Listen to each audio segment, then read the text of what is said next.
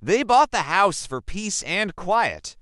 But it doesn't believe in clocks. In 2008, James and Dana Halpern left city life behind and bought a farmhouse that had been abandoned since the 1960s. They wanted peace, space, silence, but something inside the house didn't want them to leave. Something that fed on the one thing they had too much of: time.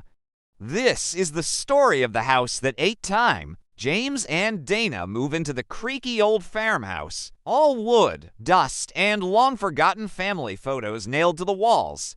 The previous owners vanished in 1964. No explanation, no bodies, just an open door and dinner on the table. Dana finds an old wristwatch in a drawer. It's still ticking. When she puts it on, she blacks out for a few seconds. When she wakes, it's night and James is frantic. She was gone for 6 hours. They replace all the clocks. None stay accurate. They tick backwards, freeze, or skip time altogether. The sun sets at different times each day, sometimes at noon, sometimes not at all. James records a video at 8 p.m. He replays it. The time stamp says 3:17 a.m. He checks his phone. Dead battery. Even though it was full a minute ago, they begin experiencing deja vu. Conversations repeat. Arguments start before anyone says anything. Dana walks into the kitchen and sees herself standing at the sink for a moment. Then it vanishes. James enters a room and comes out in the same one. The doors loop back into themselves. A letter appears in the mailbox. If you want to leave, stop keeping track. That night, every clock in the house starts ticking, loudly, in perfect sync. They break down a locked basement door and find a room filled with hourglasses.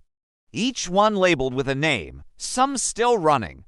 One has Dana's name. The sand is nearly gone. She knocks it over. Time slows down around her. The fireplace freezes mid-flame.